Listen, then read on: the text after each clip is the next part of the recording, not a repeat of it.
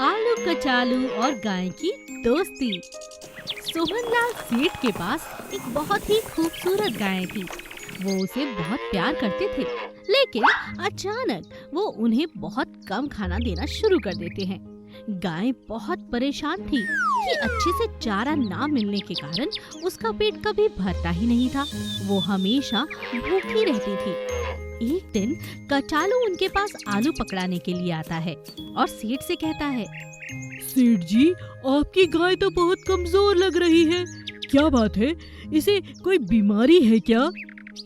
सेठ की पत्नी उससे कहती है, नहीं नहीं, कोई बीमारी नहीं है। अरे कितना खिलाएंगे, सारा दिन खाती ही रहती है।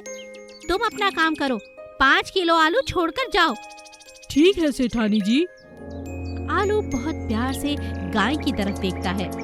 गाय की आंखें बहुत निराश थीं। आलू को एहसास होता है कि गाय बहुत भूखी है। आलू के हाथ में 1 किलो आलू बचे हुए थे। वो आलू वो गाय के जहाँ से वो खाना खाती थी। गाय बहुत खुश हो जाती है और चुपचाप वो आलू खा लेती है। अब इस तरह जब भी आलू उनके घर आता तो बहुत सारे आलू अलग से लाता और गाय को खिलाता। गाय और आलू के बीच में दोस्ती हो गई थी। एक दिन मौका पाकर गाय ने कहा, तुम बहुत अच्छे हो, मैं हमेशा यहाँ भूखी ही रहती हूँ। सेठ सेठानी प्यार तो करते हैं मगर खाने को समय पर नहीं देते। अगर तुम रोज मुझे खाना न लाकर देते तो आज तुम्हें मर चुकी होती। मेरा जीवन तुम्हारी देन है, मैं तुम्हारा शुक्रिया अदा करना चाहती हूँ। ऐसा क्यों कहती हो? मेरा नाम तो आलू है और मैं सबको प्यार करता हूँ, चाहे कोई भी हो। और जानती हो, मैं तुमसे दोस्ती भी करना चाहता हूँ। मेरे साथ दोस्ती? हाँ हाँ, क्यों नहीं, आज से हम दोनों दोस्त हैं। दोनों में अच्छी दोस्ती हो जाती है। एक दिन आलू को बहुत तेज जुकाम हो जाता है। जब आलू सेठ के घर आलू देने आता है तो छींक छींक कर परेशान हो जाता है। सेठ जी, अच्छी, ये लीजिए 5 किलो अच्छी आलू। सेठानी जी, अच्छी, कल कितने आलू लाने हैं? अच्छी। अरे अरे बस बस, कितना छींकोगे? तुम्हारे सारे आलू तो बेकार ही निकलते हैं। कल से आने की जरूरत नहीं, और ये अपना जुकाम ठीक करो, फिर आना यहाँ पर। आलू ध्यान से देखता है लेकिन उसे गैया कहीं भी नजर नहीं आती। जब वो पैसे लेकर घर से बाहर आता है तो उसे गैया नजर आती है। गैया उससे कहती है, आज तुम मेरा दूध पीकर देखो, तुम्हारी सारी खांसी जुकाम ठीक हो जाएगा। मेरे दोस्त, तुम्हारा सही रहना बहुत जरूरी है। और हाँ, कल से सेठानी के पास मत आना। अगर जाना है तो बड़े लाला जी के पास जाना, मैं भी वहाँ से ही आ रही हूँ। उनके कल बेटे की शादी है, वो बहुत सारे आलूओं के पकवान बनवाना चाहते हैं। जाओ, जल्दी जाओ, वहाँ पर तुम्हारा काम बहुत चलेगा। दोनों दोस्त एक दूसरे की मदद करते हैं। आलू गाय का दूध पीता है और उसका खांसी जुकाम बिल्कुल ठीक हो जाता है। वो बड़े लाला के पास जाता है और उसे कई बोरी आलू का ऑर्डर मिल जाता है। एक दिन राजू को उसकी माँ सोने के लिए कहती है और कहती है, चल बेटा राजू, मैं तुझे अच्छी सी कहानी सुनाऊंगी और फिर तुम्हें बहुत प्यारी और मीठी मीठी नींद आएगी। कल तुम्हारा स्कूल में पहला दिन जो है, समय से जागना, नियम से पढ़ाई करना, ये तुम्हारा उद्देश्य होना चाहिए। ठीक है माँ। राजू अपनी माँ के पास आकर लेट जाता है। उसकी माँ उसे बहुत प्यारी जंगल के जानवरों की कहानी सुनाती है, लेकिन बीच में ही राजू कई सारे सवाल अपनी माँ से करने लगता है। माँ, मुझे ये नहीं समझ आता कि जानवर तो स्कूल नहीं जाते, फिर उन्हें उनकी मम्मी सुबह क्यों उठाती है? बेटा, सुबह नियम से उठना एक अच्छा कार्य है। जानते हो, सुबह सुबह भगवान ने मुर्गी और मुर्गे को इसीलिए बनाया है कि वो मांग दें और हमें जगाएं। वो तुमने सुना नहीं कि मुर्गी कैसे कुकड़ू करती है? हाँ हाँ, सुना है, पर मुझे याद नहीं। नहीं सुना? तू तो हमेशा 9 बजे के बाद ही उठता है मेरे राजा बेटा। अब से सुबह जल्दी उठना और फिर धीरे धीरे तुम्हें मुर्गी की कुकड़ू की आवाज आते ही ये लगेगा कि वो तुम्हें उठा रही है। बस जंगल के जानवर भी ऐसे ही जागते हैं और तुम्हें भी ऐसे ही जागना है। माँ, मुझे भी मुर्गी की कुकड़ू को सुननी है। अच्छा, तो ये बात है, बिल्कुल सुनोगे। अब कल से स्कूल जाना है। जीवन में कुछ सीखने की ये पहली शुरुआत है और घर से ही अगर सीखोगे तो जीवन में बहुत आगे जाओगे मेरे बेटे। कल सुबह जैसे ही मुर्गी बांग देगी मैं उठ जाऊंगी और तुम्हें भी उठाऊंगी ताकि तुम भी देख सको कि मुर्गी कैसे बांग देती है। और फिर तैयार होकर समय से स्कूल पहुंच जाना। मैडम तुम्हारी बहुत खुश होंगी। ठीक है माँ। तो अब सो जाओ, ठीक है? आगे की कहानी कल सुनाऊंगी।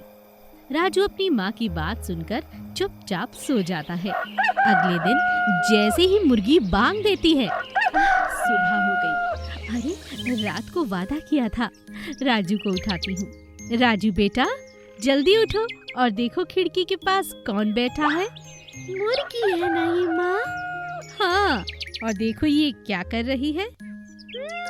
कुकड़ू, यानी सुबह हो गई और समय हो गया उठने का, नहाकर भगवान का आशीर्वाद लेने का और स्कूल जाने का। बिल्कुल सही। तो तैयार? तैयार। माँ, हमें भी एक मुर्गी अपने घर में रखनी चाहिए।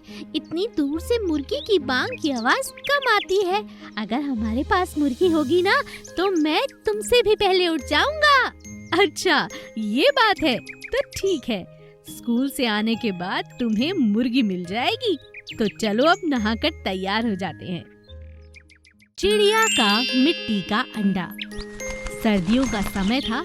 छोटी सी नन्ही चिड़िया ने बहुत से अंडे दिए थे, लेकिन इस समय उसे अपने अंडों की बहुत चिंता थी, क्योंकि सर्दियों के समय पेड़ के सभी पत्ते झड़ जाया करते थे और उसके अंडे हर कोई देख पाता था। उसे डर था कि पिछली बार की तरह इस बार भी कोई और पक्षी उसके ये अंडे ना खा जाए। यह बात उसने अपनी दोस्त लोमड़ी से कही। बहन लोमड़ी, तुम कैसी हो? मैं तो ठीक हूँ। क्या बात है, आज तुम्हें मेरी याद कैसे आ गई? बहुत परेशान हूँ। सर्दियाँ आ चुकी हैं, सभी पेड़ों की पत्तियाँ झड़ चुकी हैं। मेरे अंडे साफ तौर पर हर किसी को नजर आ रहे होंगे। मुझे दिन रात चिंता रहती है, कहीं कोई मेरे अंडे ना खा ले। तुम तो बहुत समझदार हो, चालाक हो। क्या तुम अपनी कोई ऐसी तरकीब बता सकते हो जिससे कि मेरे अंडे बच जाएं? वाह वाह, तुम्हें मेरा ख्याल इसी तरह से आ गया। चलो कोई बात नहीं, ये तो सब जानते हैं कि मैं बहुत चतुर हूँ, मैं बहुत समझदार हूँ और सबकी मदद करने में हमेशा आगे रहती हूँ। और तुम तो मेरी सहेली हो। तो सुनो मेरी बात, देख रही हो ना कहीं पर भी हरी पत्तियाँ नहीं है? तो चलो उसी रंग का अंडों को कर डालो जिस रंग की ये शाखाएं हैं। मैं कुछ समझी नहीं। अरे अरे, ये भूरे रंग की शाखाएं।